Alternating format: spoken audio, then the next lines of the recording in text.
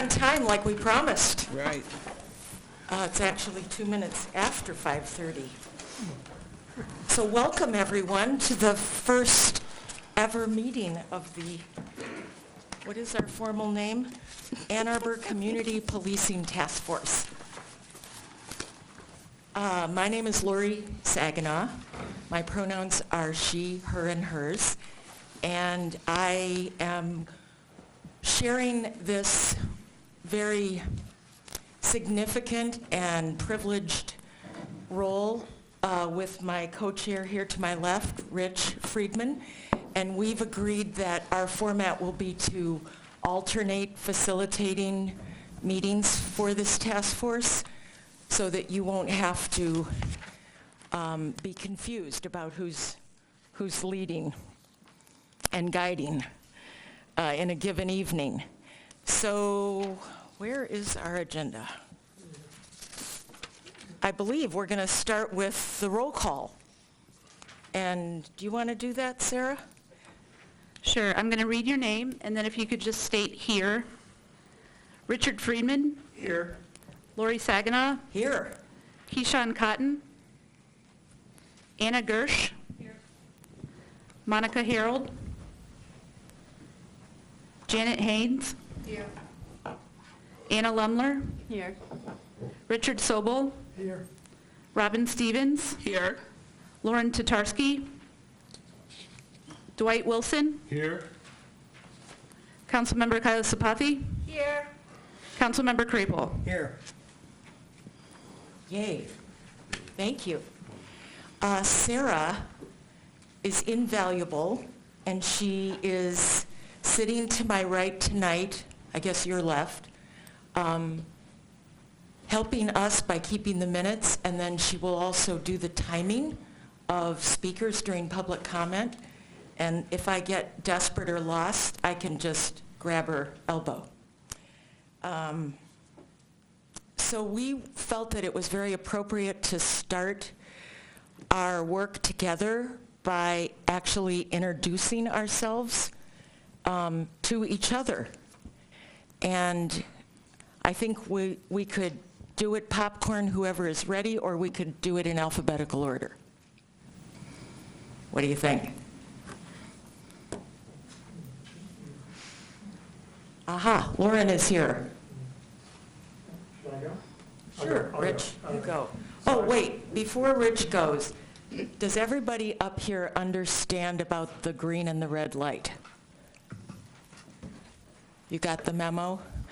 So, for your own sake, because it's very sensitive, if you'd like to press the button and make it red when you're not speaking, then it won't pick up any of your personal noises. I'm Rich Friedman, and it's my honor to be co-chair of the task force, along with Lori, who's a passionate, talented, committed advocate for equality and inclusion, and I've learned over the last couple of weeks a force of nature. I've been fortunate to be a resident of Ann Arbor and a member of the U of M law faculty for the last 30 years. We raised 3 kids here and just became empty nesters, and I was kind of looking around for an opportunity for a further community service than I had done, and this came along, and I thought it was appropriate to throw my hat in the ring as a possible candidate for the task force, because for the last 8 years I've been a member of the U of M Police Department Oversight Committee, and I've been chair for the last 7. And I've been deeply involved in thinking about the procedures of the of that committee. In fact, just this afternoon, we got final approval of a set of procedural amendments that I've been working on for years. So thank you.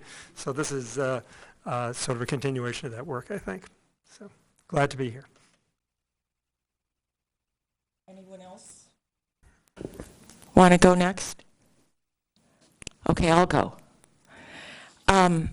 My name is Lori Watanabe Saginaw. I've been in Ann Arbor since 1974. I hung wallpaper.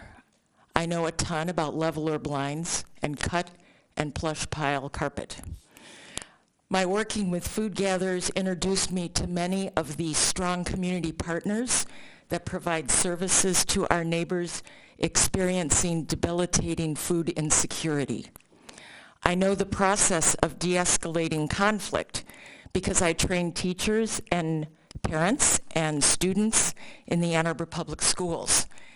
In fact, my claim to fame is channeling Mr. Rogers in a teaching video that ran on CTN forever, it seemed, showing a conflict that I resolved between two skateboarding troll dolls.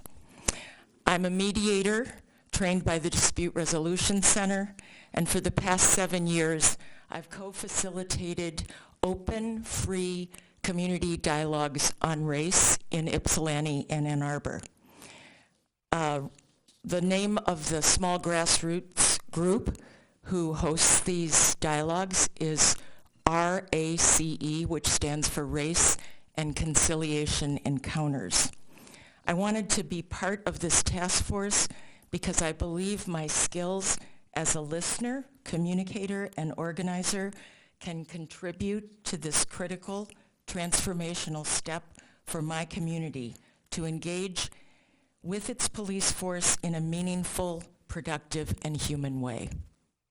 Thanks. Okay, we're going to have to call on Sumi. Hi, I'm Sumi Kailasapati. I'm a Ward 1 council member in the Ann Arbor City Council, and I've been the liaison to the Human Rights Commission and have been working with the Human Rights Commission, and I'm just absolutely delighted we are here over the task force, and hopefully not too far away we will have the police oversight board too. For me, my interest lies in, I'm not only a CPA, I have graduate degrees in political economy, political philosophy, I have about 4 degrees. And my interest comes in democratic institutions, and it's philosophical too, but institutional as well, because how do we preserve democracy? Democracy is preserved through checks and balances, whether it's institutional in terms of structures, or you have a vibrant newspaper, all those contribute to it, and I don't have to make a speech about it. We know in this Trump era how important checks and balances becomes. So for me, what struck to me was police cannot police themselves. That was the slogan that I was hearing in Ann Arbor and looking at the national. So for me, pushing for a police oversight board was about, it's not an indictment of our police or anything like that. It's not who the police chief is or what kind of police, but it is about democratic institutions and having checks and balances, and that's what this body is going to serve. So I'm just absolutely thrilled that our Ann Arbor City is going to put in place a checks and balances system for the police force, which is just great. Thank you. Hi, my name is Dick Sobel. A little bit close to your mouth. I'm not used to this microphone, but I'm going to get used to it. I have been living in Ann Arbor since 1991, and before that in the city of Detroit since 1968. I came to the city of Detroit from law school, so I've been a lawyer for 50 years. Seems like a lot just to say out loud. In the last 15 years, I've been a mediator, which I've been doing full time. I trained as a mediator because I have 4 children, and those children are living across the country. One of them lives here, and I practice law with my oldest son, my only son. For the last number of years, I've been involved with the community through food gatherers, which I've been on the board with for approximately the last 8 to 10 years, and the Washington Housing Alliance, whose aim is to try to address homelessness and affordable housing in the county, and I've been on that board for now 18 years. As you can see, we don't pay a lot of attention to term limits. I was attracted to working here when I saw the enthusiasm that many in the community had of trying to develop citizens oversight or citizens commission that would address some of the issues that people were raising.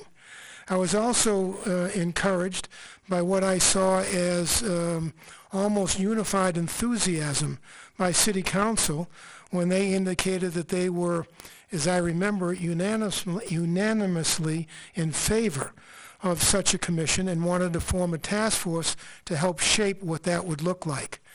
From what I can understand from the co-chairs, who I can't thank enough for taking on a task that they had no idea that they were going to be doing, but thank them for the work that they've done as well as the support that the task force has received so far from the city administrator, from the law department, and from the police.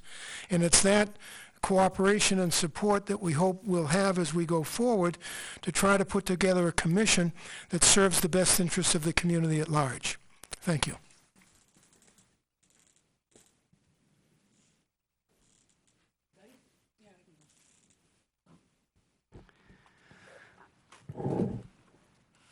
Okay, hi, my name's Anna Gersh. I am a project administrator at Eastern Michigan University. I work for after-school programs primarily, but I also provide compliance and evaluation support for some of the other grants there. Before that, I worked in professional development for teachers at the Weichert Center, and before that, I was an educator with Washtenaw County Juvenile Court. My interest in the task force is really about fairness. And when I worked with the court, I had a lot of dealings with both vulnerable populations and the law enforcement officers that worked with them. So I'm looking forward to learning a lot.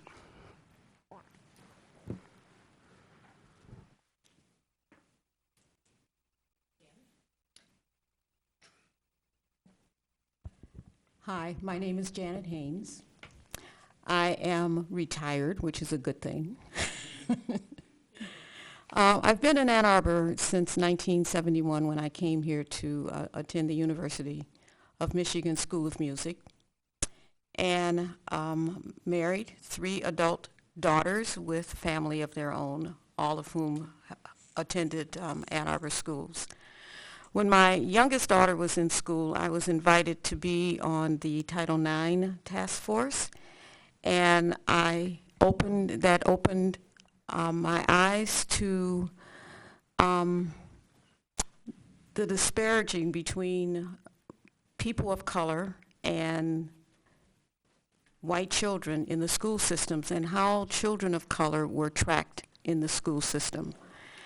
And it bothered me quite a bit. I was not, as I thought back about it, was not very surprised by it, but nevertheless, being in Ann Arbor in an environment which we think to be very open and very progressive, I was really upset by all that I was learning. This made me think more about becoming more active in the community, and since then I have served on various community boards, including Community Action Network and Habitat for Humanity, and as well as other boards that particularly look at how the African American community is served. When I saw that this task force was being formed, and given the experiences that I have had as an African American woman in this society, and looking at how our community of color and the police community, the interaction, I mean, what is happening, I felt very strongly about being a part of this task force to lend my voice as best as I can in how we can communicate together, how we can agree on, or maybe disagree, but at least look at how our communities are affected and what kinds of things can be done. I am very passionate about peace and justice issues, and I hope that my part of being on this task force is helpful and insightful. Thank you.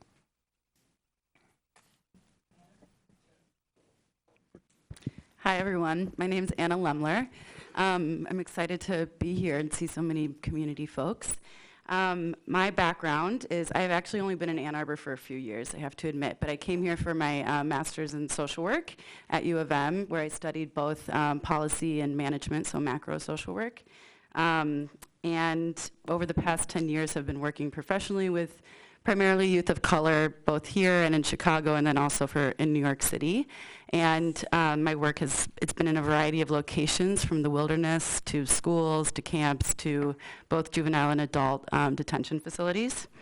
And I have a background in restorative justice, which is an alternative way of handling conflict and harm.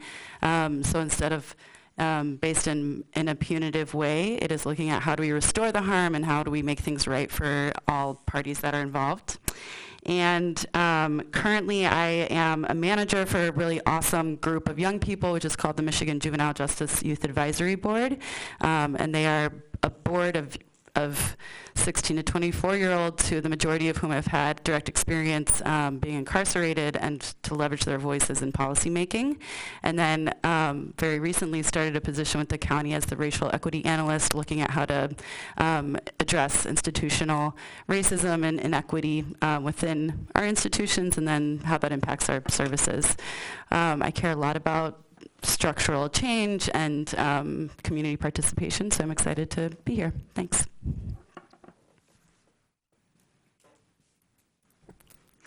Hi, I'm Lauren Tatarski, and I am actually originally from Denver, Colorado. I have my undergraduate degree in international relations with a focus in peace and conflict resolution, and then a minor in sociology with a focus in race relations and white privilege.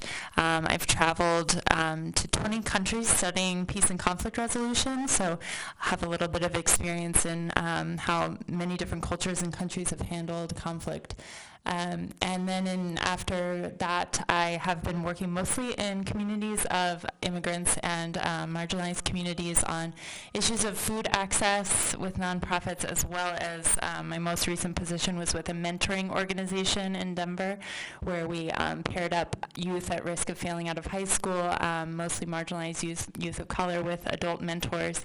And so my experience has been really in the community. And then I moved to Ann Arbor about 1.5 years ago, and I was, up until recently, the senior minister at the Interfaith Center. I currently run a private practice in counseling with sliding scale and a diverse population. So I'm very honored and really looking forward to being a part of this task force. And to me, racial justice, the kind of rubber hits the road in the policing system and in the justice system, and it's where most of our challenges lie, and so it's a really good place to be doing the work, and so I'm really honored to be a part of that.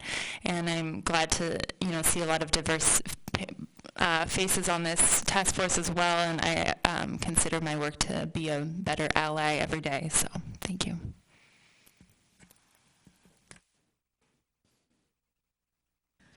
Good evening.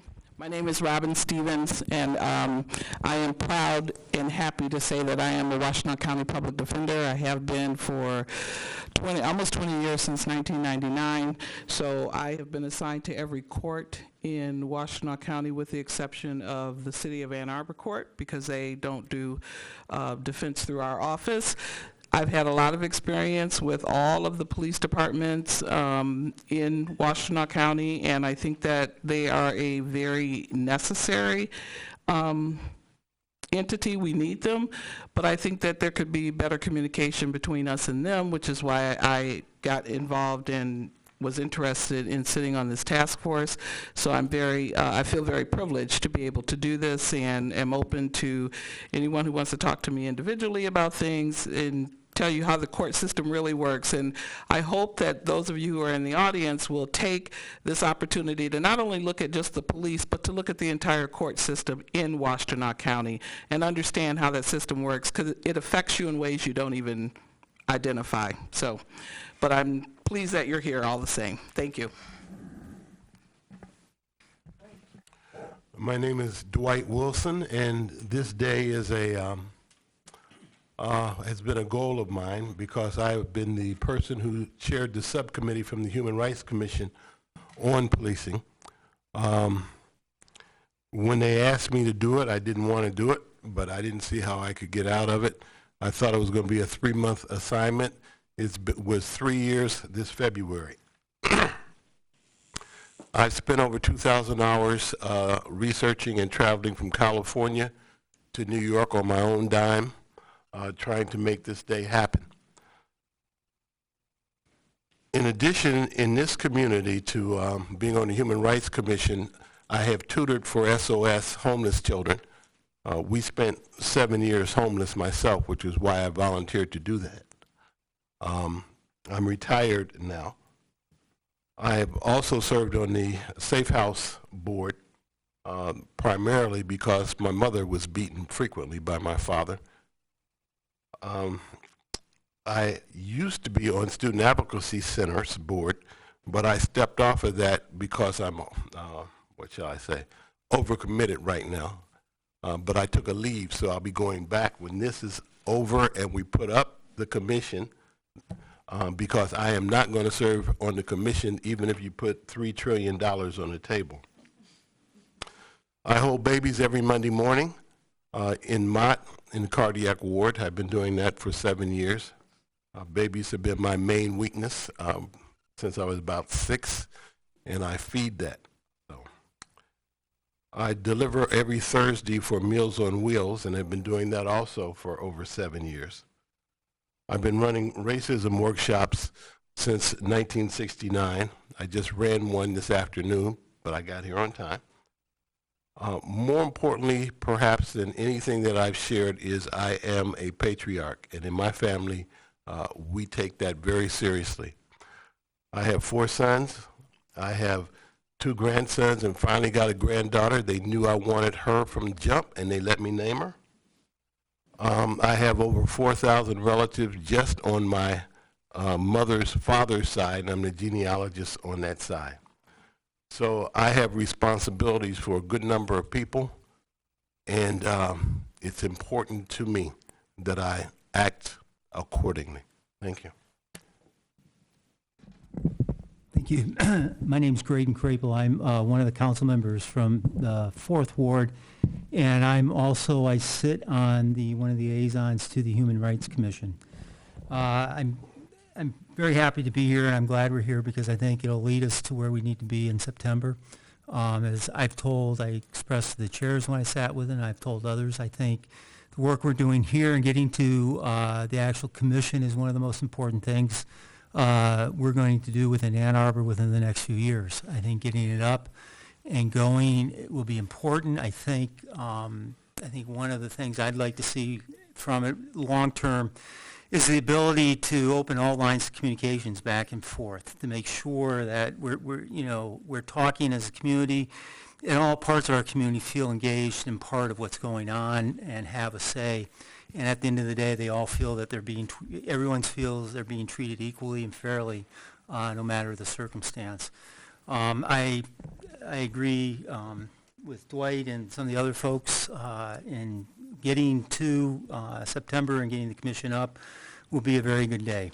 And I think ultimately what it'll do is it'll make us better as a community. It'll make us improve our police force and improve us all and get us to where really we aspire to be at the end of the day. Thank you.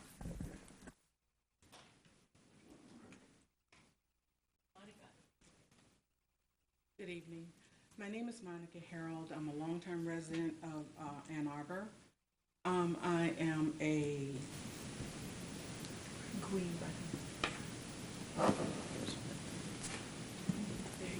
Thank you. Again, my name is Monica Harold. I'm a longtime resident of Ann Arbor, living here for over 40 years now. I am a retiree of the Ann Arbor Public School System. I raised 3 children and brought them through the public school systems.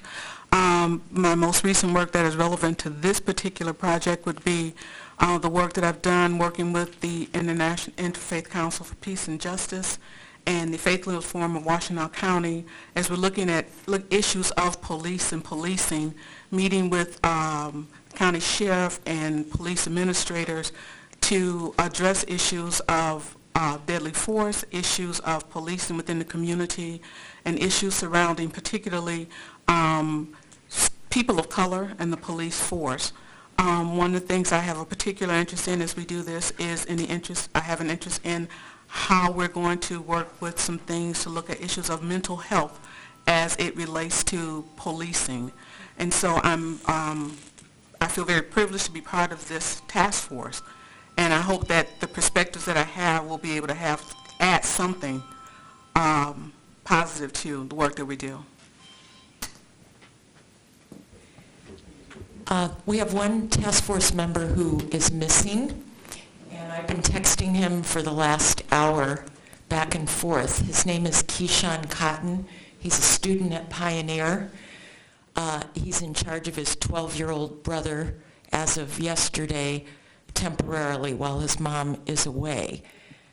He worked last night at McDonald's till 10, and I was asking him when I saw him if he really was going to be able to make it today.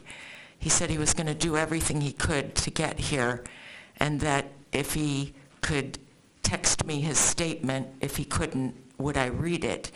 But I haven't heard from him, so I just want you to know that that's his seat there, and we're going to hold it for him and see how his schedule works out and if it enables him to actively participate, because we do want a youth voice on our task force, and we'd like to give Keyshawn a shot at that, and we'll do our best to support him. Well, I feel good about hearing from everybody. We're going to move to the next. Oh, you know what? We didn't approve the agenda. I guess we have to do that to be official. So I think that we need someone to... So moved. So moved. All right. Approved. Next item after our introductions is a welcome by the co-chairs, and I'm going to let my co-chair Rich go first.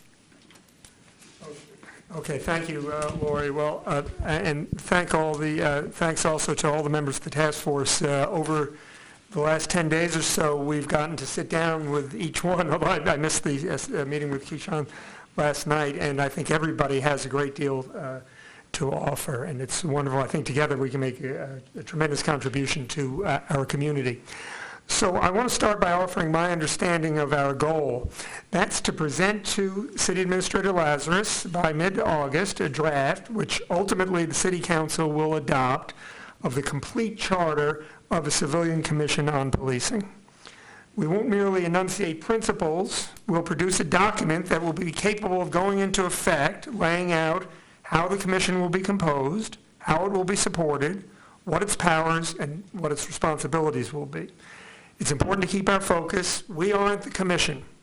Our job, and it's a big one, is to craft the commission. So I'd like to state 3 basic principles that I regard as important in shaping our work: balance, independence, and forward thinking. First, balance. I think, and I believe everybody on the task force agrees, that policing is a critical element of civic life. That's a challenging, complex, and dangerous function, and that by standards that apply throughout the nation and locally as well, the Ann Arbor Police Department ranks high. I don't think there's any need to make fundamental changes in the way the department operates or is managed or is supervised. On the other hand, a police department is a human institution, and so of course no police department functions perfectly.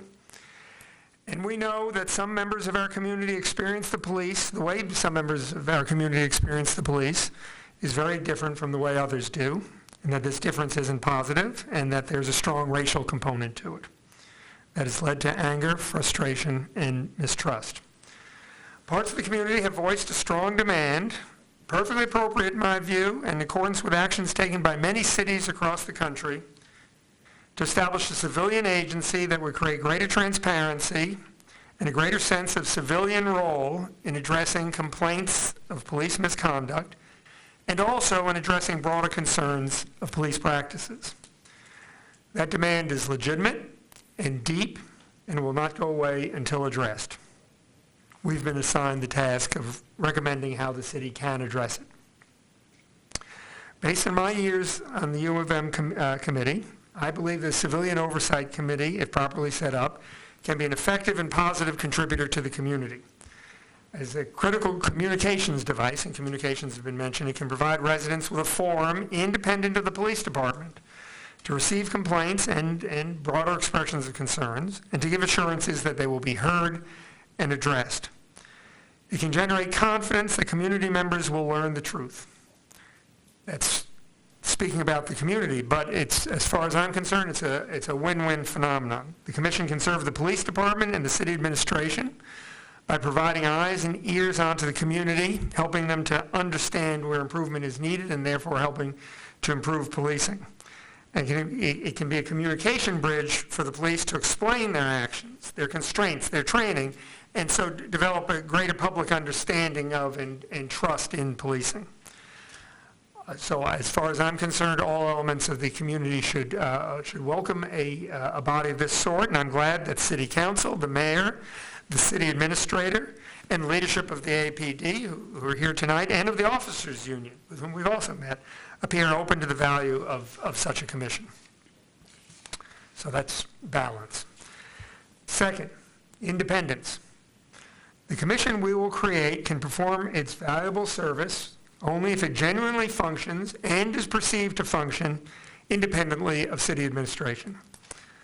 While the commission, of course, will be created by city government, it must operate differently from other boards and commissions because it performs a different type of function. It doesn't simply perform specialized work. A large part of its role is to ask questions about the use of power. And that, I believe, differentiates it from other boards. To be effective, it must generate public confidence. And it will gain public confidence from functioning and being seen to function outside the ordinary channels of city government. And for similar reasons, I think the same is true of our task force. So I want especially to thank Howard, the city administrator, for his wisdom and courage in recognizing this difference and his graciousness in assisting us in our first steps. And that includes, by the way, the fact that it is now after 6 o'clock on a Friday and we're here when the building would ordinarily be closed. That wouldn't have happened if it weren't for the city administrator. One particularly salient point on the matter of independence, based on my experience and the experience of similar bodies throughout the nation. I believe it's essential that the commission have access to independent legal advice. It's not logical, for example, for a civilian agency assessing police conduct and trying to assist the civilian community in getting a separate sense of that from the police view. It's not sensible to have that body rely on the same lawyers who are advising the police department and who would represent the department in court. Many cities throughout the nation recognize this need and crucial separation. Ann Arbor should act with the courage and confidence to recognize that giving independence to this commission is not a threat, but will advance the public good. Finally, thinking forward. We meet in the shadow of past events, including a notable tragedy. We can't reverse the past, and it's not the job of this task force to render judgment, but the past helps guide how we can shape the future. While we can highlight problems in need of attention, our primary job is to create a commission with the capacity and the abilities to contribute to the resolution of these problems. We can't solve the problems ourselves in this task force. We need to create a commission that will help to do so. One thing Laura and I learned early in this process is that our city administration is very lean. So we believe that a significant contribution that the Commission can make is to think prospectively, not simply reacting to perceived misconduct, but to engage in exploration and recommendation of future practices and policies. And even with respect to allegations of misconduct, I believe the principal contribution a civilian agency can make is forward-looking. Of course, the Commission must determine what happened and assess whether the police conduct was proper. More importantly, where outcomes have been unfortunate, it must ask, how can we lessen the chance that this will recur in the future? And crucially, it should expect that the department, and where appropriate, city administration will answer its questions and engage in dialogue. We have many details as well as big issues to consider, and we'll look forward to taking into account community perspectives. I'm glad to see so many members of the community here, and advice from our very capable city staff as we do. I hope these initial thoughts are helpful as we go forward in our deliberations. Thank you very much. Thank you, Rich. That's what I call looking across the horizon, and I'm going to be standing on the beach here and speak to that. So here we are at our first of many meetings that will take place over this spring and summer. This first meeting is full of imperfections. I want to acknowledge that.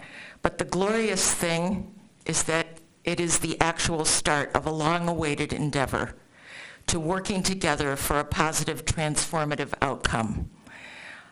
I too want to acknowledge City Administrator Lazarus. Hi.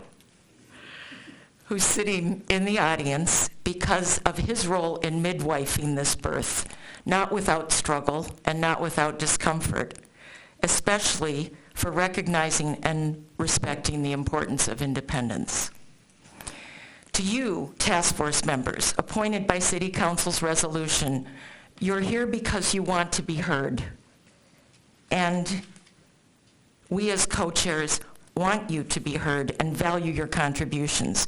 When things get interesting and heated with us, as they're bound to go, we don't want to abbreviate what comes from that productive exchange. So going forward, we will use the benefit that we are a self-empowered group regarding our time. We do have control over choosing what we need to spend time on at any given meeting. I recognize that tonight we won't be able to go as deep as we will in the future, but looking forward, know that we can and we will adjust. I'd also like to note that the public is here and we welcome you, always. There are challenges to the short amount of time to tonight's agenda for discussion and engagement. Please know that it's not to inhibit your contributions at all, but in this instance, to make room for our introductions and laying the foundation for our work. You'll be thrilled to know, I think I emailed you earlier this afternoon, that we have finalized a regular meeting schedule at long last, and that is thanks to hours of work by our staff liaison, Carrie Hirschman. The next meeting of the task force will be on May 3rd in these chambers. But after that, all of the remaining 9 or 10 more meetings will be at the CTN space on South Industrial. And they will alternate Thursdays and Wednesdays. So it's a confusing schedule. It doesn't make it easy to remember at all, but it will be made public and available. And we are going to have an email box where we as the task force can be contacted by anyone, and that will be made public too. I'm optimistic that we'll be so efficient that we will finish our task before mid-August. And I too want to thank Howard Lazarus for making it possible for us to all be sitting here. We labored intensively to find a date when we as a complete group could meet. We feel that the participation of every task force member is critical to the work And what we came up with was a Friday night. It's not ideal. We'll never do it again. We can all celebrate when this is over tonight. I am not accustomed to seeing right and left as I sit in the middle of this boomerang, so I want you all to help me. If anybody raises a hand, you can speak at any time. In the future, you task force members will receive our agendas very far in advance, so you can give feedback and we'll have time to respond to it. Soon you will get an outline, a skeleton of the things that Rich described in his remarks, of what we need to do that we can review together. We can cluster the listings and place them in a logical order. Action steps will come from that outline. Information gathering will begin in order to inform our decision-making in draft form. I envision that numerous helpful documents will be uncovered and it will be shared. They will be shared with all members, with the city administrator and with the public. All written reports will be shared similarly in advance of any discussion at a meeting, or they will simply be read for educational purposes. One approach that I imagine is to start the process by recording our responses to each part of that outline in draft form only, and to allow ourselves time to review and rework those parts as we go along before getting to the place where we can examine the entire integrated body of information as a whole in order to make all of our final decisions on what will constitute the formal draft. That's one approach. So we can all think on that, and we welcome everyone's input on how we can proceed.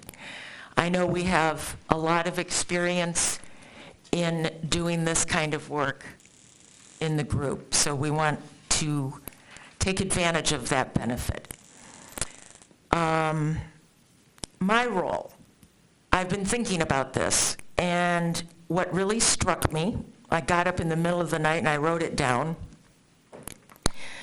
was that I really want to model and champion working on whatever it is that I don't know yet. I want to achieve full understanding of all the separate pieces of this puzzle so that the whole that is constructed is truly transformative and better than imagined. For that, I need curiosity, the goal of full understanding, and a continually expanding vision of what can be. And that is my commitment to you all on the task force, and to you all in the city, and to you all in the community. The task force each has a partially filled binder with information from experts and their reports, from documents that explain the city structure and the structure of the Ann Arbor Police Department, models of civilian oversight, and reports that have all been reviewed by the city. We also have access to many opportunities in the building next door to us.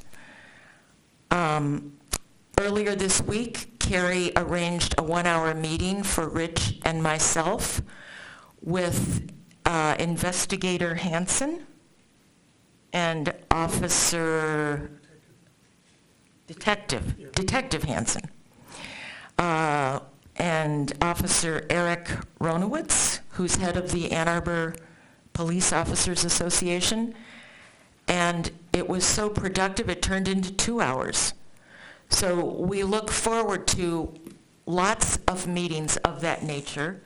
We anticipate learning more about police training from Jamie Crawford. We will look at NACOL, the National Association of Civilian Oversight and Law Enforcement. We have so many resources. We are ready to roll up our sleeves and prepare to engage. Okay. Enough of me talking. Task Force. Any thoughts, reactions, comments?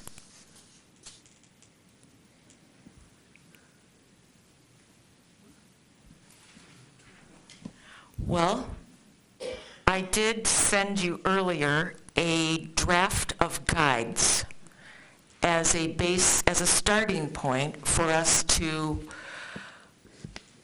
find agreement on how we want to operate and communicate with one another while we do this work. And there's a hard copy in front of you all. And once it's final, with all of our input, then we will make it public. Would anyone like to comment on that?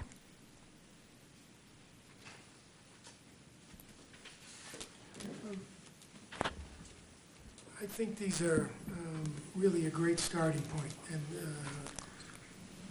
these are really a great starting point, and signals to me that you've spent a fair amount of time thinking about process, because process is something that should flow naturally, but sometimes can waylay us and detract from our substantive work.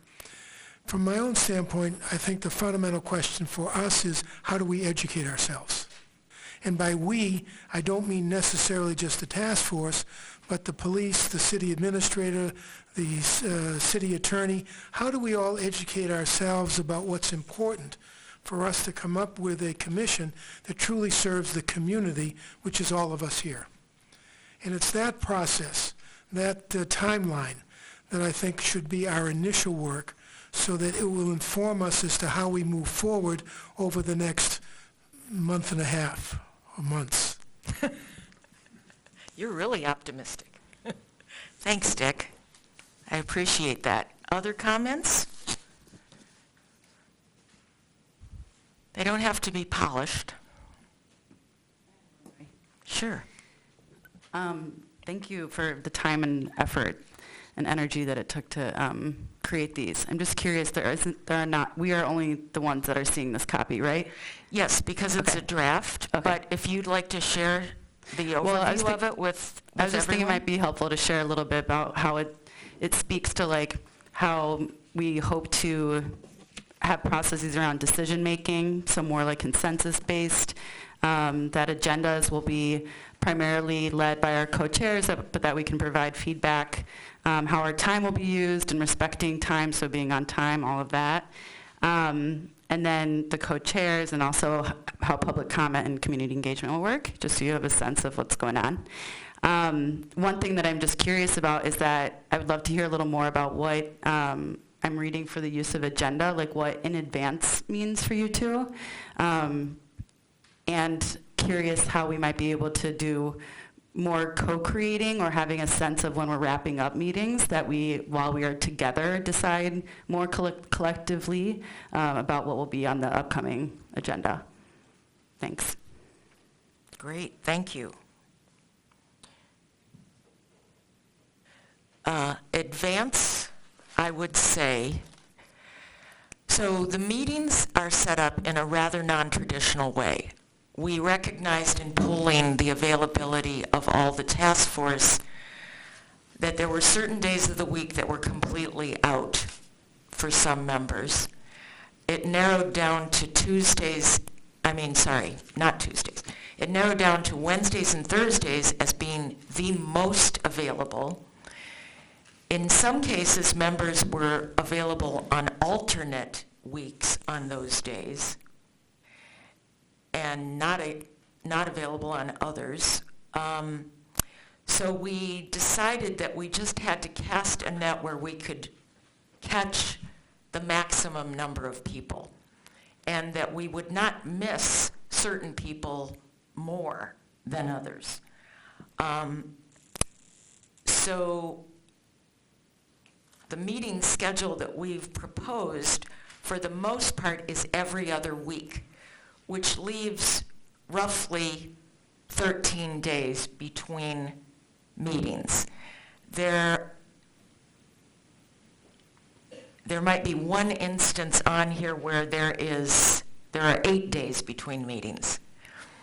And some of this was constrained by the availability of the CTN space.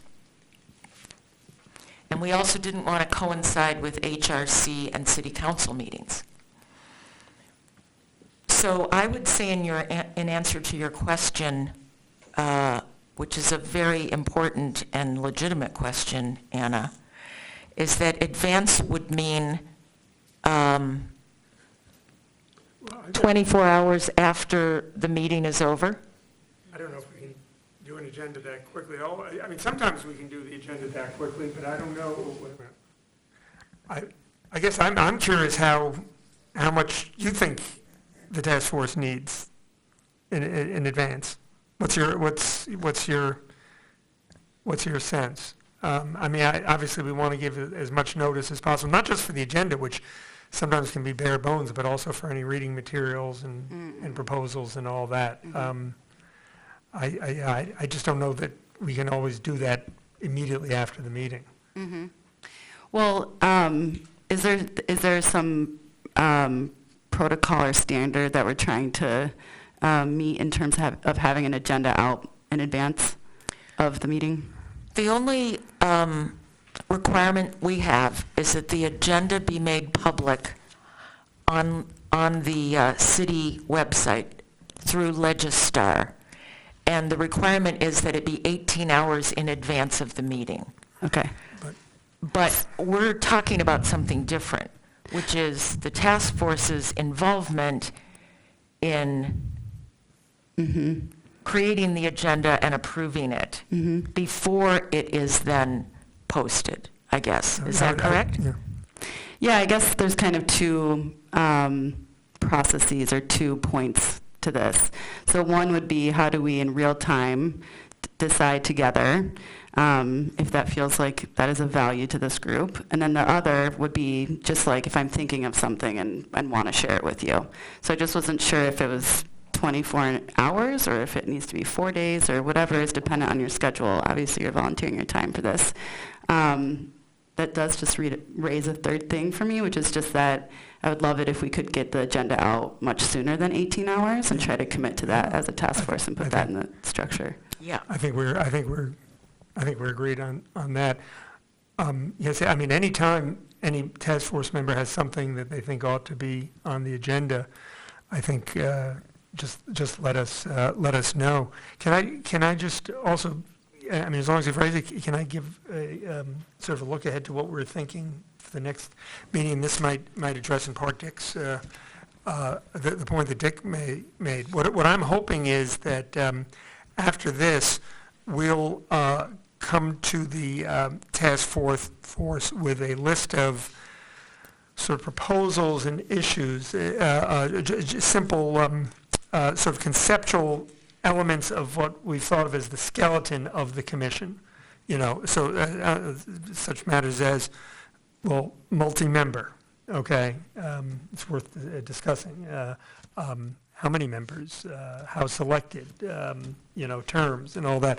And we'll come up with particular points which, not drafts as such, but elements that ultimately would go into the draft, and we'll discuss as many as we can at the next meeting and see if we have a consensus. Now, it may be that as we go along, there are points where we say, we don't know enough and we need to get more information. And I think as we go along, and as Laura said, we have a wealth of resources, and there's been an enormous amount of work that's already been done. So, but it may be that we feel that we've got to do more, but I think we have to sort of feel our way. I'm hoping that in some points we'll be able to reach some sort of consensus relatively smoothly. I've noticed in looking at the proposed calendar that on most meetings there may be one or more missing members. Is there a call-in capacity for those who aren't physically able to be here but may be able to call in? I believe that the answer, unfortunately, is no. We don't have the technical capability for that. It is permitted under the Open Meetings Act, but we don't have the technical capability. And I also know that the decisions that we make need to be made at the meeting, and that it's, unless a member is present, that vote can't count. Is that correct? Unless present in physical person or, yeah. I think if it's the sense of the task force, we can explore further we have asked about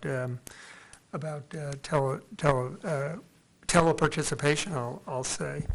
And I was surprised to hear that the technology isn't there. I don't think teleparticipation is as effective as live participation, but I do think it's better than nothing. And if the sense of the task force is that it's something that we ought to ask further questions about, we can ask further questions. I think it's worth exploring. I mean, even if the person can't vote, being able to participate, being here at least telephonically would be important. I see that, looking at the administration out here, they're all nodding that we don't have that capacity. But to the extent that we were able to figure that out, I think we ought to explore it and let's see how it works. Yeah. Dick speaks my mind. I'm on 2 national committees. I just had a telecommunication day before yesterday. I have another one scheduled next week. We do it very effectively. What I would need to know is if we're going to get things to read, that we will get them at least within 72 hours before. I'm juggling a good number. I'm retired, but I'm juggling a good number of things. I'm chairing 2 committees, one regional, one national, together with a number of other things. If you get it to me within 72 hours, I can handle that. I prefer 96. Speaking personally, I think 72 is a minimum and 96 as a goal is perfectly reasonable. We accept your challenge. Sarah just passed me a note, which is information that I received from Christopher Frost, who is one of the city staff, and it was advising me on the proper way to act as a co-chair and the proper words to use. And what she underlined is that members can always submit written comments on agenda topics, and the online on-demand video is available to them for catch-up. I guess in addition to that, the thought that I had was that much of the work that we do to understand what we need to in order to prepare to make a decision at the public meeting, if a person knows he or she is going to be absent, we co-chairs can meet with that person and get an understanding of their position, their concerns, their thoughts. Is that kosher? Okay, nod is yes. I think the bottom line is that we want to consider all the members' positions on any issue. And if we don't have agreement, we can't find consensus, then we want to understand what the obstacle is. So everything that we can do to understand that, we can bring to the group at the meeting, whether the member is present or not. These are important. Thank you.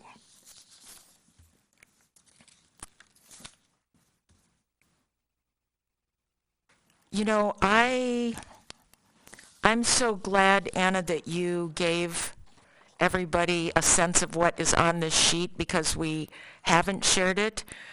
If we're going to make minor changes to it, we can get everyone's feedback on it, and when it's final and everyone has agreed to sign off, is that a decision we need to make here at the meeting? No, we don't have to.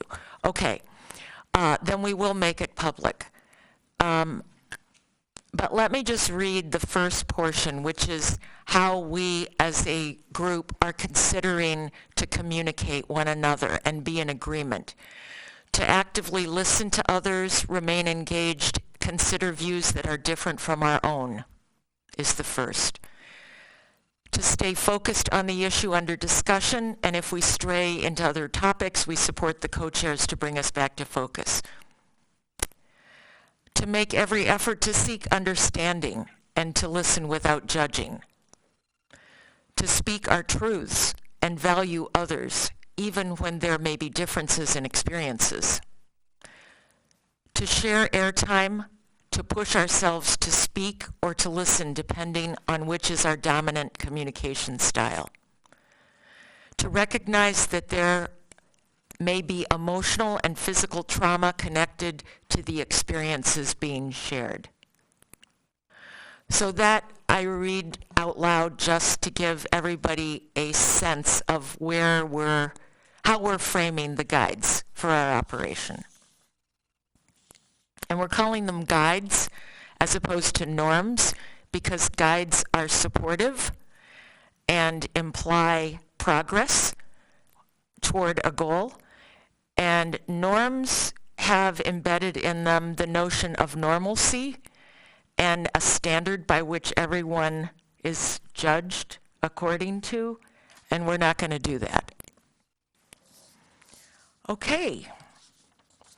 May I, Task Force, move to the statement of the City Administrator? Please.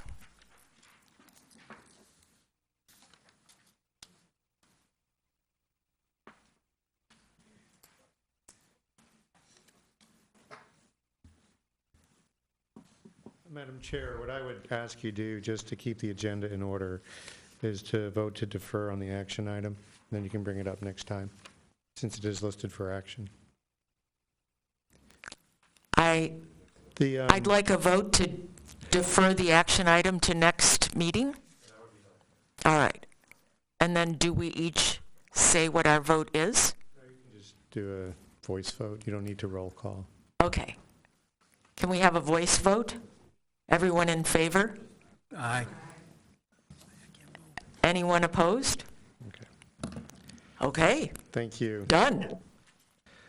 One of the things that, before I get into the statement I have, one of the things that you will find out is that we tend to underestimate the difficulty of immersing yourself in an alien culture that is municipal government, and that it has its own sometimes bizarre rituals and its own unique language, but that's all intended to make sure that we are transparent and open and compliant.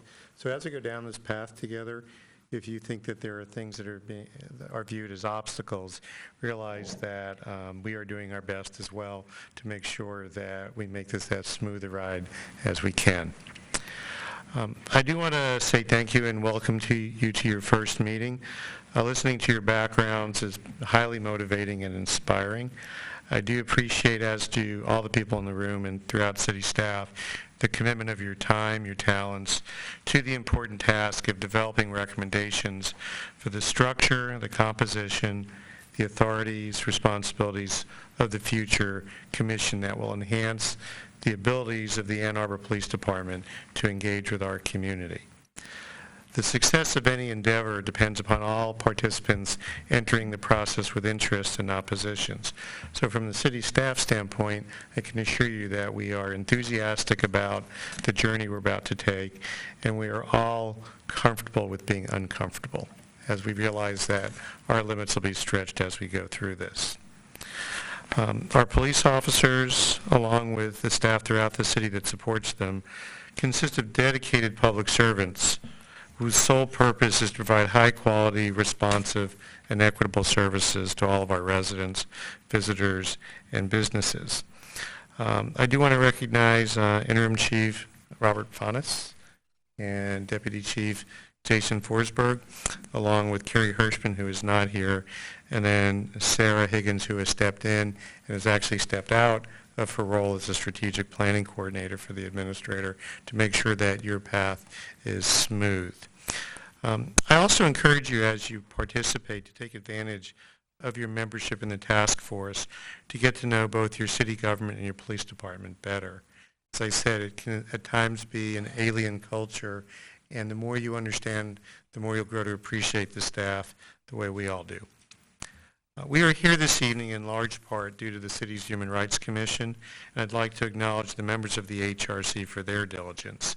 They issued a report in 2015 recommending that the city engage the services of an outside entity to review the Ann Arbor Police Department's community engagement practices, and that the city form a body to address community policing issues. Those recommendations began to take shape in the fall of 2016 when the city administrator, the city attorney, and I did not recognize the city attorney and his staff because he'll have the opportunity to do that when he speaks. The city attorney and the chief of police all worked in a collaborative manner with HRC members to form the statement of work for those consulting services. That scope of work was published for public review and comment. Every comment received a response before it was put out for offer. The statement of work was advertised as a request for proposals in late 2016. Multiple proposals were received, and an evaluation panel consisting of HRC members and diverse members of the community scored the written proposals and recommended the 4 companies that were asked to come to Ann Arbor for interviews. That same panel evaluated the oral presentations and made a unanimous recommendation to the HRC. I would add that in almost 40 years of private and public contracting, it was the first time I had members from outside that organization participate in a scoring role of an active solicitation. The HRC, upon receiving the recommendation of the panel, also unanimously supported the recommendation to City Council. That contract was awarded in February of 2017, and over the next several months, the consultant engaged with the police department, city leadership, and members of the community. The final report was released in November of last year and presented at a joint meeting of the City Council and the HRC. Several of those recommendations have already been acted upon.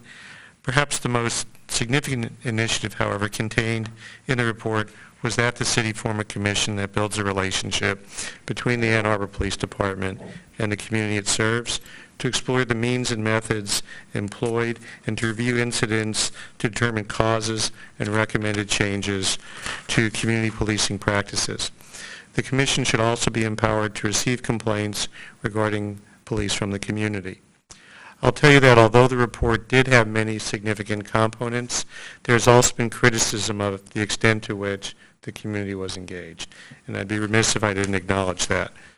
The concerned voices expressed that we, including the HRC, had not been extensive enough and sufficiently inclusive. Those voices advocated for a completely independent body with both investigatory and disciplinary authorities. Your role over the next few months will be to listen to every concern, evaluate the merits of previous work, and provide a range of recommendations to the city administrator for presentation to council. As a means to address all perspectives, I did recommend to Mayor and some council members that we form a task force to develop the charter for a community policing commission. As a matter of full disclosure, I did not recommend that we have this broad a public body, but the wisdom of our elected officials prevailed, and we are all here this evening because of that. You all submitted applications that were reviewed and were made to the mayor for appointment and then confirmation by council. In preparation for the important work ahead, you've received several documents in the binder that Ms. Saginaw talked about, and those will help shape your discussion. Those include the sections of the city charter that establish the city administrator's responsibilities for direction and oversight of the police department, the union agreement between the city and the Ann Arbor Police Officers Association that prescribes the police disciplinary process, a copy of the November 2016 independent review of AAPD's community engagement practices, and also a copy of the February council resolution that established the framework for the task force. In addition to that, members of the city attorney's office, the police command leadership are valuable resources available to you. I ask that you take advantage of their expertise and perspectives as you proceed upon this most important work. Part of my role over the coming months will be to remind you that Council has directed I return a set of recommendations to them by the first meeting in September in order to meet the posting guidelines and to have time to fairly evaluate and actually report back to you on those recommendations. I do need to have that work product in hand at the beginning of August. That's not an arbitrary date. We have deferred recruitment of our new police chief until after the commission is up and running. It puts a big responsibility in your hands to be schedule compliant because we do want that police commission to have an active and meaningful role in the designation and selection of our next police chief. I want to thank you again for your dedication to the community in which we live. In the end, I think we all share the same objective so that all of our residents receive equitable and compassionate public safety protection, that the same belief that strong and respectful relationships are essential in building a safe and healthy community, and that protection of our liberties and rights require openness and accountability. And thank you very much.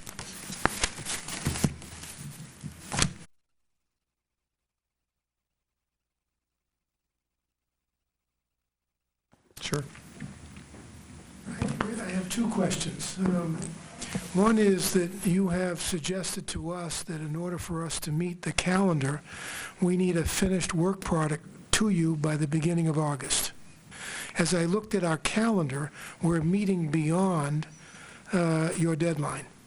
And so I take it that you're suggesting to us that we reconfigure our calendar since it contemplates us meeting August 2nd, 16th, and 22nd. And I was trying to reconcile your earlier date than what we proposed in the calendar. I think we all have reason to suspect and believe that there'll be some discussion once the recommendations are delivered, and I'd like to provide time for that as we post as well. It also, I think, as a courtesy and in respect of the service you're going to provide, you have the opportunity to review the product that's going to be posted before I actually post it. So in working in the schedule, I think that's why I would like the work product at the beginning of August. The second question I had is, as I understood your thinking on our process, that you're framing this that our job is to come up with a range of options. I had the sense, and I don't know where I got it from, that we were actually trying to propose an ordinance that could either be accepted, rejected, but I thought we were trying to work on a final product as opposed to giving you a range of options that you would then choose from.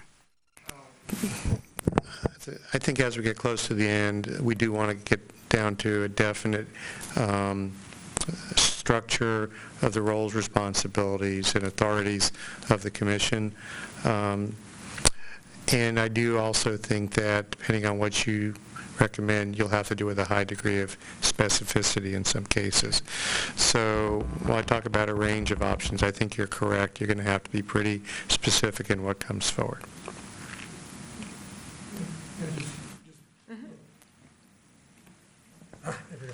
If I can just add one comment, sort of bridging that, I mean, as I said in my remarks, I think our goal is to provide the complete draft of a charter, a specific charter. Mm-hmm. I can also imagine situations in which we say, here's our preference, but if you don't like that, here's option B, possibly. I'm not saying we should do it, that we will, but I can imagine that arising.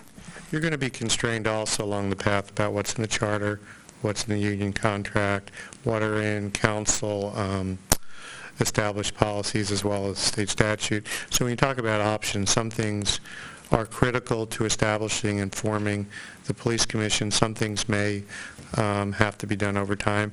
Changes to city charter actually require a vote of the public, and that has a certain posting period as well. So I think when you talk about a range of recommendations, there are some things that will be done right away, some that we'll have to follow up on. Chair, please. I'd like to thank you for giving us more of a sense of urgency than many people in the city have tended to feel. You've heard me say many times that I don't see any sense of urgency. But when you give us that date, it's clear that we need to act, and act quickly. There was a very wise and member of the HRC who said it's time to stop dancing. I think I know that person well. A little bit. Other questions? Sui? Yeah, as one of our co-chairs just mentioned, Rich, actually, the importance of actually being independent and the perception that community has of our independence is the grounding point here, so that the community has confidence in what we do and we being meaningful. And part of that was independence, and independence meaning having our own legal counsel. So would that need to be done through a budget amendment to get outside legal counsel, or how do we go about that? So I can answer that question in two parts. First part is the budget that you're going to consider on May 21st has an allowance of about $25,000 in there. It's an allowance without really understanding what the requirement would be. It may further require a budget amendment down the road. The issues about, I think the more gnarly issues are going to be those that deal with reconciliation between the charter, council resolutions, and contracts. And I think those are probably the ones that will be more difficult to address. We're not really talking, I think, about a large sum of money for support, depending on what is presented to council and approved.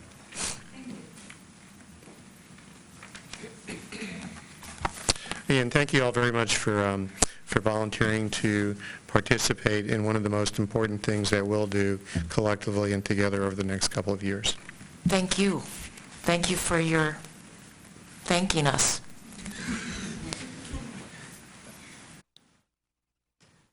Next batter up. Thank you. Thanks for being here tonight on a Friday night, on a beautiful day. I'm Stephen Postema, and I'm the city attorney for the city of Ann Arbor. The issue that Mr. Sobel raised, the issue of an ordinance, I want to just tell him that terms are very important. And again, this is an advisory task force set up by the council. And to be an advisory task force, in the end, you're going to make recommendations. The task that the council's given to the administrator is to provide them a resolution and to take what you've given them, him, and everything else that is out there and provide something for the council ultimately to vote on. It's a matter of semantics, but it's not an ordinance. And so I just wanted to clarify that. They asked me briefly to talk about again, as an advisory council, you could work with the administrator. A commission has no ability to, a task force has no ability to make contracts. And so that's something that you would have to talk to the administrator about. But they don't have the ability, they don't have the legal ability to do that. The issue of the Open Meetings Act, you asked me to talk about that briefly. And we were happy to provide advice on that so you could get up and running tonight. A little different than the university where Rich came from. They viewed, and you all should know, that their committee was advisory and therefore did not have to meet in the public. The Open Meetings Act deals with advisory, and that's generally true. I wouldn't want to argue with the University Council's interpretation of that.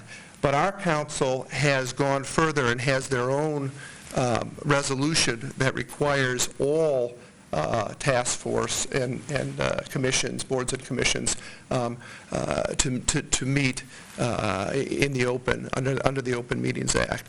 And therefore, that's a constraint on the commission. And I don't want you to look at that as curtailing your independence, but it does curtail your independence. You have a constraint in the law, and the reason you have that constraint is a very important public policy. That is, our council firmly believes in having these things public. So what that would mean, and I'll provide further advice to the co-chairs on the practical issues involving that, but you couldn't all decide, let's not have a public meeting and let's go have a secret meeting. It's simply a constraint and something that is a guideline that I think helps everybody, and there's a reason for it. And so without going into the Open Meeting Act or Freedom of Information Act any further, we will continue to provide advice on that to the committee, and I think that will be helpful to you. In the end, that type of constraint, the legal constraints of the charter, of whatever the city administrator also is constrained by, those are things that he's going to have to deal with, and there are reasons for those there. And so ultimately I'll provide advice on that and to the administrator and to the council. So that's sort of how this comes down the road, and so I hope that helps you. Just one comment and a question for clarification.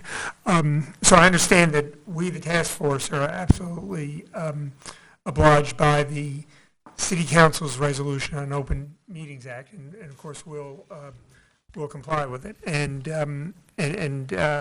as I understand it, also, so far as the ultimate commission is concerned, state law itself doesn't apply, assuming that the commission is purely advisory, as our university committee is. The city resolution would, but that's within the control of the city council.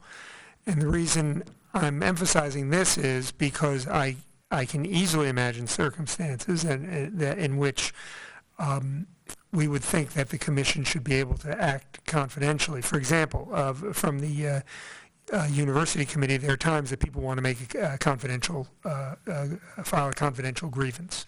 They've had an encounter with the police and they don't want to speak in a public meeting. And in order to be able to act on that, it's important that the council act, that the commission be able, or a subset or whatever, be able to act confidentially. So as I understand it, what would be required would be that effectively the council resolution that we're talking about, not ordinance, the council resolution would effectively exempt certain procedures from the city's own open meetings resolution. And that would be a possibility. Obviously, that's something to be decided, but that would be a possibility. Yeah. It's actually never been amended. Yeah. It's something that the council has been steadfast about. Right. And again, I can't advise that they were changing it, but they certainly would have the power to change the resolution. And then, yes, if the commission being advisory ordinarily would be exempt, but the resolution would have to change. And so depending on what you wanted to change it for, though there may be other legal constraints that we'd have to talk about, what would be the reason for that. Yeah. But you're exactly right, that constraint, which is imposed by the council, could certainly, in theory, be changed by the council. Okay, thanks. This is similar, related. My sense was, or my assumption was, that the meetings would be a way to bring the information we're gathering outside of the meetings, which might also include conversations with the police department and other ways that we're asking questions and getting information and doing our research outside of the actual meetings. And so those, are made public in the way that we bring them to the meetings, but those meetings in themselves are understood to be part of the task force. Okay. Council members do a lot of work outside the council meetings, and there may be discussions outside those, but those have constraints that we'll talk about further. You wouldn't, I certainly would never recommend that a quorum of the council, of this group, for example, start having separate meetings that are non-public at Sweetwater's. I only am saying that because we had to deal with that at one point, and so that's the type of thing. But to the extent that you're having a discussion with Ms. Stevens or Mr. Wilson about something to provide knowledge, that is certainly not prohibited by by this. The easiest way to think of it is, for example, a mass discussion on email where everybody's deciding a point of policy away from here would be I would strongly urge against that, because that may be problematic. And so that gets to the issue of openness in your decision and your process, and your issue about accumulating information so that you all can make the best decisions. That simply is a different issue. Mr. Postema, isn't it true, let's say a resident wants to speak in confidentiality and not at a public meeting like this, we could have a subcommittee of this body that is less than the quorum number, so that they could meet and that would not be a violation of the Open Meetings Act, and they can speak to that person in confidentiality. Isn't that right? You could set up that's a tricky issue. You would have to decide what that smaller body was going to do. If it became a subcommittee of this body, again, your resolution applies to everything, including subcommittees. And so I think there would be a way to deal with that, but I'd have to know what the purpose of the meeting, because obviously if it would be a complaint, and it would be a complaint in secret, to the extent that it involved police misconduct or anything like that, the city would then be deemed to have knowledge of that, and that would need to be promptly dealt with.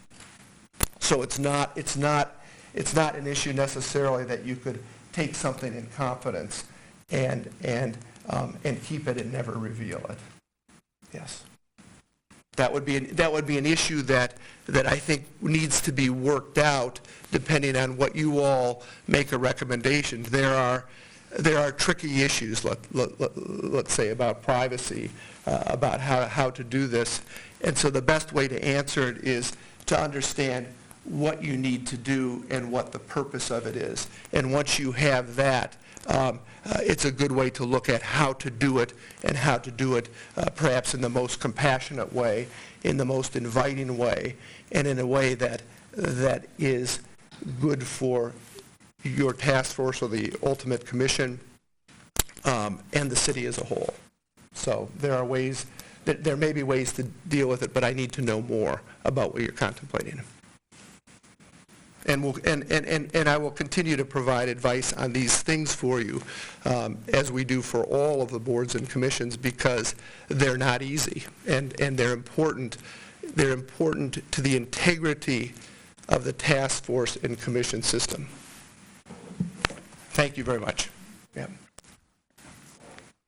Thank you. Oh. Oop. I have one more thing, and I would be remiss, but she was behind the post. I want to bring Ariane Slay to your attention. Ariane Slay is both a prosecutor and the advisor of the police for the city. She has long experience in policing. She's well connected within the police, within Washtenaw County. She came out of the Washtenaw County Prosecutor's Office. And the one thing that will be very helpful, I know Attorney Stevens sitting there, and she's covering her mouth now. I'm not going to, but what's interesting, and what I think will be interesting for you all to hear, and for people to understand the justice system, is you actually have two people here who may have worked on hundreds of the most difficult policing issues in Washtenaw County, and they were on opposite sides of the defense and the prosecution. And I think what this commission, what this task force and the commission, it will be very interesting to have them describe and provide information about how that works, because they had a very collaborative, as I understand it, relationship, and I think it will be very helpful. In fact, Ms. Stevens wasn't very happy that I hired her away because they had established a very good working relationship. So I see that sort of as a model for this body in understanding the justice system. I see that as a future meeting showpiece. Right. That's right. Thank you. Yes. Okay, it's all yours.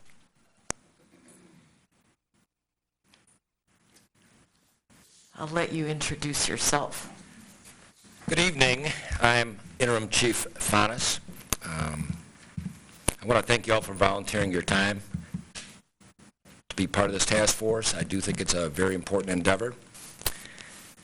Deputy Chief Forsberg and I welcome the opportunity to contribute to the task force. And Deputy Chief Forsberg is over here, and one of us will be at... Come on. Show how good you look. DC Forsberg and I met with the co-chairs a few weeks ago for introductions. And during the conversation, I told them I believe that we have one of the best police departments in the state. In fact, I may be guilty of sometimes saying we are the best police department in the state. And I stand by that. We're proud of our people and what they do every day. But I also told the co-chairs we're not afraid to let the sun shine in. We're not afraid to challenge ourselves. I think that most people will like what they see. So we welcome this opportunity. I believe that to aid the task force in setting meaningful recommendations for the Commission, it is critically important that members understand how the police department currently operates, what we do, and why. Towards that end, DC Forsberg or I can facilitate training for you. For example, our use of force training, the Citizens Police Academy, or a modified version of it. We can familiarize you with our administrative processes, like how we take a citizen complaint, what happens next, who gets notified, how that entire process works. We can supply you with the type of training we currently do, and how much, and why. We can discuss the initiatives we're involved in and plans for the future. For example, we're involved with many mental health initiatives, doing things with CMH, CIT, to help us deal with issues when we respond to calls where people have unique problems or problems that require maybe more than a police response or better than a police response. We can serve as a sounding board or simply give you our perspective. We're willing to be engaged and participate in many ways. I was particularly heartened by the words of Co-Chair Saginaw when she said, engage with the police in a meaningful, productive, humane way. And that was very good to hear, as well as Ms. Stevens' comment about communication. So I appreciate all that. I will end by saying public trust, we understand, is critical to effective policing. If this process ultimately reassures our residents that we are a great police department, that we're always interested in getting better, it will ultimately benefit the entire city. Thank you. Not really, no. It's fun standing up here, yeah, thank you. Let us hear your voice. Yeah, no, I'm equally excited to be involved in the process, and I appreciate all of the time you have spent and you're about to spend, and look forward to answering your questions now or in the future and providing you with whatever information we can. Could you both tell us a little bit about what your roles are and how you work together and how your responsibilities might differ? He's my boss. So I just recently got named the interim police chief, and before that I was sort of the deputy chief of everything, because we normally had 2 deputy chiefs, but we had one, me, for almost 2 years. So we just brought Jason on, and our old chief retired. So we're in a sort of a state of movement right now, and I have the umbrella of the entire police department, and Jason has the responsibility of both sides. We're basically two divisions. We have a operations division, uniform and all that, and support, community engagement, and the other side of the police department. So right now Jason's in charge of all that. We are rotating different lieutenants through for career development purposes and other reasons to fill that spot, but they're obviously not fully operational as they're just filling in. You're rotating lieutenants through in order to fill a deputy spot? Deputy chief. Deputy chief. So the chief, and then there's two deputy chiefs, and under that is lieutenants. So you always want to have two deputy chiefs, but you currently have one? Yes. Okay. Yeah. Can I say, first of all, I greatly appreciate, as we've said before when we met, I greatly appreciate your attitude, and I like the way you said, that you're happy to let the sun shine in. And by the way, I thought the city administrator's statement about being comfortable with being uncomfortable is quite wonderful, and I mean, I think that really expresses the whole idea behind this, that there has to be a certain willingness to tolerate discomfort, that nobody likes to hear, ooh, you're not doing things right, but you can improve that way. I've read enough teacher evaluations that tell me what I've been doing wrong, that I get that sense, and I know I can improve. Occasionally, yeah, I get those. I get some of those too. That's correct. I just wonder, and I really appreciate also the encouragement to get the training and the ride-alongs. I wonder, just to make things a little simpler, if you could have sent to us, and we'll send to the task force, just sort of a consolidated email letting us know, what dates are available, what the time commitment is, whom to call, whatever, just so that we can we can go ahead and make whatever arrangements we can. So that might be a two-way street. We might need to know when we can get people that are interested, for example, in use of force training, and then schedule somebody to actually be there to be the instructor or to walk you through it. So. You're saying it would be a particularly scheduled date, not that this isn't a rolling thing that... It would depend on what it was. So a ride-along, we'd have more flexibility, Yeah. But if it was, for example, use of force training or something along those lines, we'd probably have to see who was interested and then set up an instructor, make sure the range was available. So there's Okay. certain administrative tasks. We'll have to be in touch about that to figure it out. But yeah. Okay. Thanks. I had a question about the community engagement officer. Can you explain that role and how that person connects with you, or what the diagram looks like? So there's a sergeant and 2 or 3 officers, depending on the time of year they're in that unit. We'd love to eventually expand it. They are a jack of all trades. They go to the schools, they do police town, they do safety town, they issues where we have an ongoing problem that's not solved by traditional policing methods. It's not really a crime. They may get involved in that to come up with some sort of other type of solution. They are my utility knife. I use them for so many things that, once again, don't fall within the realm of standard. There's a crime, someone did it. Sometimes it's just a matter of understanding, where they can bring people together, they can bring in a different resource. They're very creative in the ways we approach problems with them.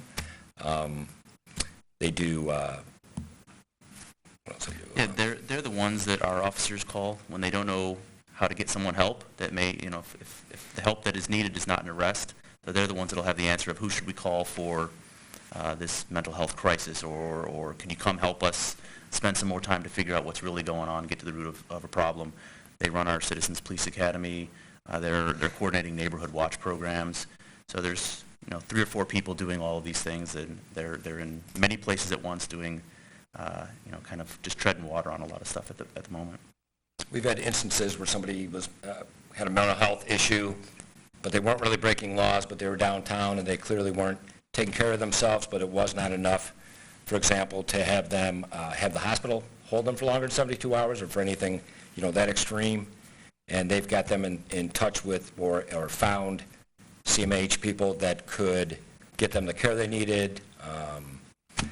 So they do a variety of things. That might be a good opportunity for something for us to bring them in and talk to any of you that would be interested about it. I mean, we're not going to do justice to all the hard work that they do, and I think it would be remiss of us not to mention that sort of department-wide there is a community policing philosophy that a lot of the officers that are not necessarily assigned to that unit do go out of their way to get to know different community members and be sort of the face and the point of contact for our department. And I think that might even be a good idea that each of our units, maybe we put together something where you could understand exactly what they do. And I agree. I know I'm shortchanging them, but I'm trying to think on the spot. They do so many things that it's almost like you don't know where to start.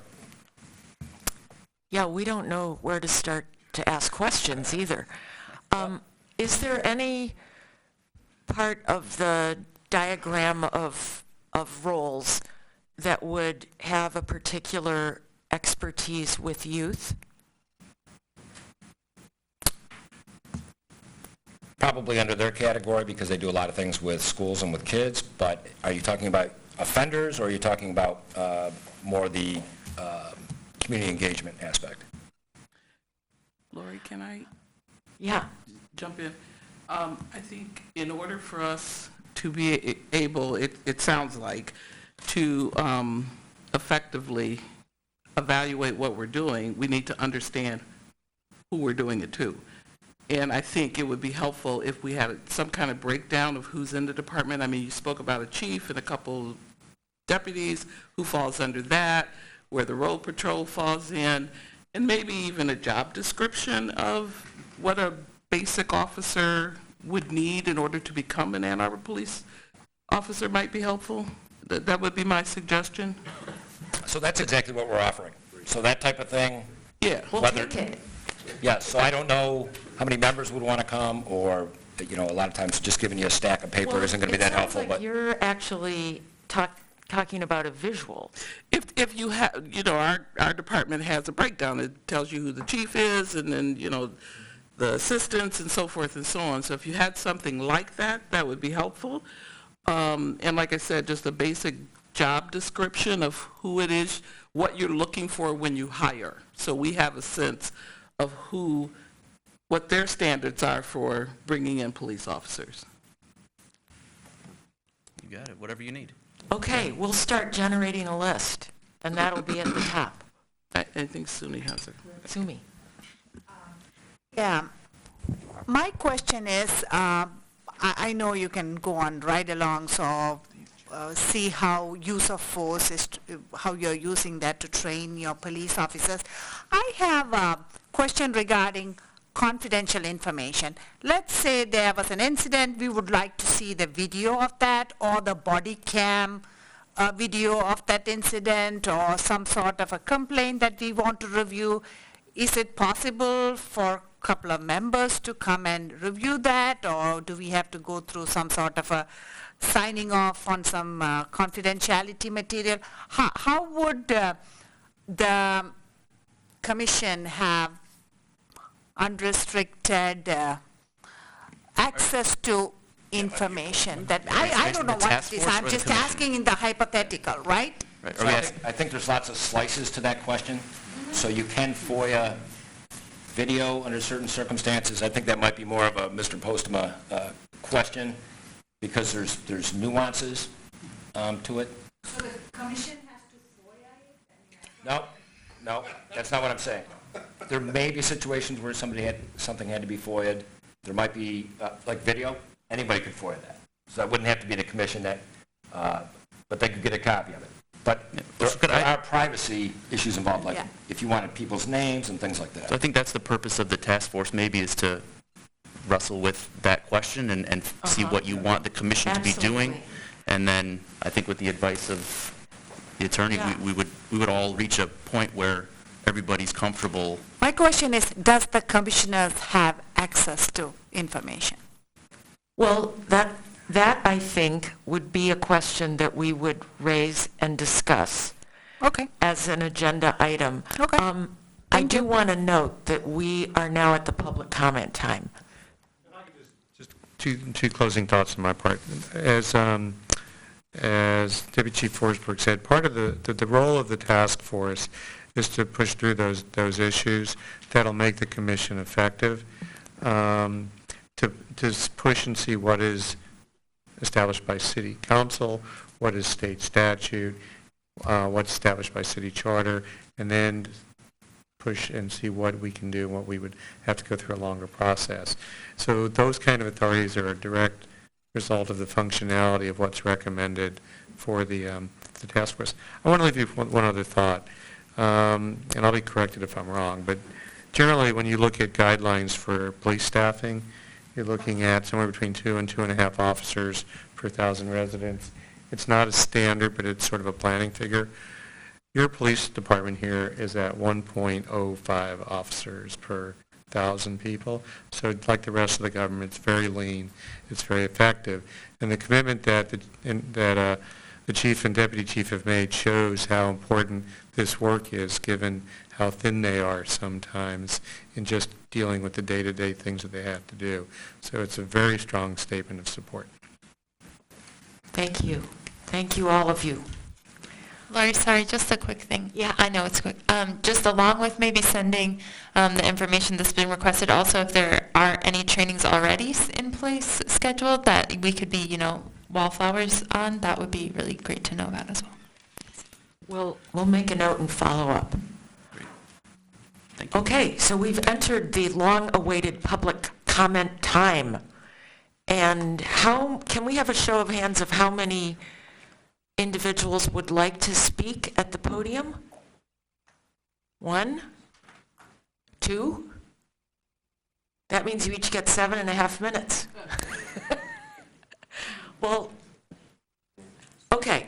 So I think we have ample time to allot 3 minutes per person, which was what the idea was. We just wanted to be fair and be able, okay, so we can handle it.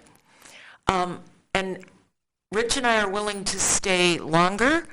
This is our first meeting. I don't want to obligate the entire task force to do that because we announced that we would adjourn at 7:30 and I will release them. But if public comment continues past that, then Rich and I will stay. And we will be all ears. So come on up. Oh, let's see. You can simply say before you speak who you are and who you represent if you desire. Hello, my name is Kazimir Jordan Zaborovska. I'm representing myself today. I'm a high school student, and as a person who has experienced abuse from Ann Arbor police, there are some officers I know who I get along with very well, and then there are some officers I see and I really try to avoid. None by name, but I would just like to, I have a question for the, I guess, deputy chief right now. You said that you guys are rotating lieutenants, and I would like to know, how do you guys manage with consistency in the way you operate and the way your forces operate? Because I know that even in schools, lack of consistency means a lack of discipline, means everything's all over the place. So I'd like to know how you guys handle that. So I'm not really sure I understand the question. It's as far as, we're not rotating lieutenants, we're rotating a lieutenant into the deputy chief spot. Okay. Periodically. Mm-hmm. Consistency in how officers treat people, is that what you're talking about? Yeah, that, and just within the department as well. Yeah, well, we have policies and procedures. We have an expectation of the police officers to be professional. But I would say, it's a pretty broad question. Different people have different personalities. And some people communicate with people differently. See, Be professional. Yeah, I think the problem with that is when you're in a workplace, sometimes you cannot let your individual personality outshine your professional personality. And I feel that within the police force, a lot of times that's an excuse used. And so we say different people have different personalities, but we really need to look at officially and professionally, how are officers supposed to act and how are they acting, and put those. I will meet with you and we'll talk about it. All right. Something That's a where there's great some idea. something, Yeah. we could do that. Fantastic. We'll put you two together and set All up a right. meeting. Yeah. But I would Thank you. also encourage this young man that if that is an issue for you, that you submit it to this committee so that it's something that we can look at in total as we're looking at everything else, that that's your experience, and Yeah. we'd like to know that so that we can be able to look at that while we're looking at what they're doing. Yeah, I'd say it's not so much an issue, it's just something I've thought about, but Okay. yeah, it's just based Well, off of you my said you know a experience. lot of police officers. When my clients tell me that, I get nervous. Mm-hmm. Yeah. And we would really appreciate to have you share your experiences. Please. And get your thoughts. All right. Please. Yeah, it was an excellent question. Thank you. All right. Whoa. Great way to start off. Who's next? Shirley? Vivian? Don't be shy. I'll keep this brief, but I just wanted to identify myself as the Vice Chair of the Human Rights Commission. And so this is something that I've worked personally a lot on. Could you give your name? Vivian Chang. So I am currently Vice Chair of the Human Rights Commission, and I served on the subcommittee that looked through all of your applications. And also, we've been working really hard on the Hillard Hines report and the Police Oversight Commission in general. So I'd really encourage everyone on the task force to reach out to the Human Rights Commission. I know that Dwight is already a representative, but if you need any additional support, please come to us, because this is obviously something that we've lived in for quite a while, and that we've spent a lot of time reviewing, like the Hillard Hines report and talking to the community. So if there's anything that the Human Rights Commission or that I individually as a member of the community can offer to the task force, I would love to help out as much as possible. Thank you. Thank you. Can I just say, I felt that the report that the commission did in, was it 2015, I thought it reflected a great deal of work and was very useful. And actually, I'm hoping for our next meeting to call particular attention of the task force to aspects of the report, because it might help guide our Unfortunately, discussion. that predates my time on the Human Rights Commission, but that's really all Dwight over there, so.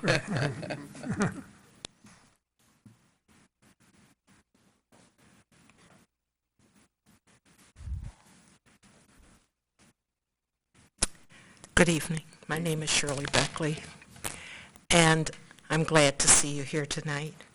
We've pushed for this for quite a while, and so I'd like to welcome everybody. I just would like to throw out to the task force that when you do talk with the now acting police chief and his deputy, and doing the ride-alongs, can any of the public go along with you and ride along? What can we do as the public out here that is interested? And also, I'd like to throw in that when you do ask for information, we as I'm speaking for Shirley, I would like to know the breakdown, the racial breakdown of our police, racial and female, male breakdown of our police force. And in the past, when we have FOIA'd that, we have had difficulty getting that information. So hopefully we can get it through you. Thank you very much. Shirley, I saw a positive nod from the corner over there about your ability to join us in ride-alongs or other learning activities. Well, I hope so. It would be nice. Now, I want you to know, I do know in riding along, I'm not going to see what we would see if we weren't with you. But we'll take that into consideration when we're riding along.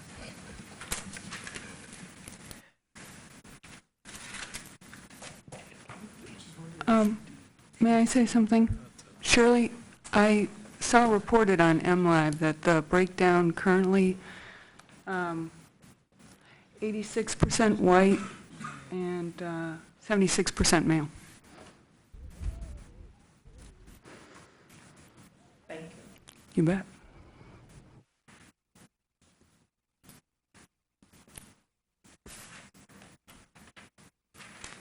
No other people who want to talk to us? You don't have to.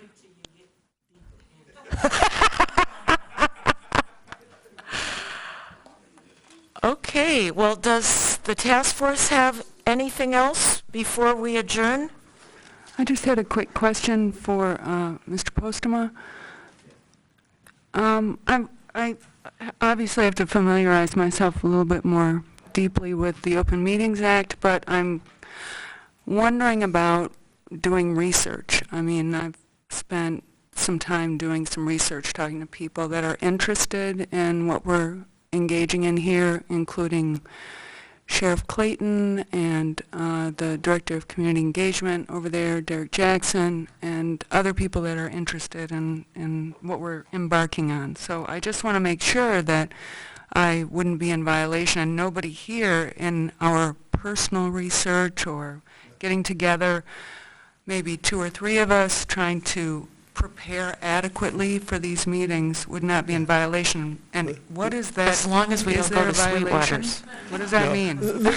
Let me focus again because I actually really appreciate the interest in this because, again, the Open Meetings Act is dealing with a great public interest, number one, in deliberations and decisions made in a public forum. Now, to make those decisions, you're all going to have to educate yourselves, and Mr. Tarsky asked that too, but meeting with other law enforcement people, talking amongst yourselves in small groups to educate yourself, that none of that would be in violation of the Open Meetings Act. And I want to assure you what you really need to think of in there is are you doing something in a way that is making a decision in some way or is deliberating outside of the public process and gaining information. Our council members, they gather a great deal of information before each council meeting, and certainly they talk to each other in smaller groups to understand what they need to do to be an effective decision maker or deliberator. So that would not be any issue, and those issues as they come up will continue to advise the co-chairs on that legal issue. Yes. So. Yes. So I wanted to ask the chair a question. So how many people are on this board? I'm Sam Copy, I live in Ann Arbor. How many people are on this board and how many people constitute quorum? Because that was never answered. So there are 13 of us. 2 of us are co-chairs, and 2 are non-voting members who are liaisons to the HRC and city council members. What that means is that there are 11 voting members, and the quorum we would require would be more than half of 11. So that would be 6. Is that right? Okay. Of the voting members. 6 of the voting members. Right. Yes. And again, even that presents an interesting issue for the OMA, but I think that is the correct. I think that's the correct analysis with the voting members being the quorum. Yes. We do appreciate the non-voting members. That's right. Out on the wings. Well, I have to say that meeting in this configuration caused me a lot of trepidation, but we made it through. We're on time. Is there any more business? Okay, we're adjourned.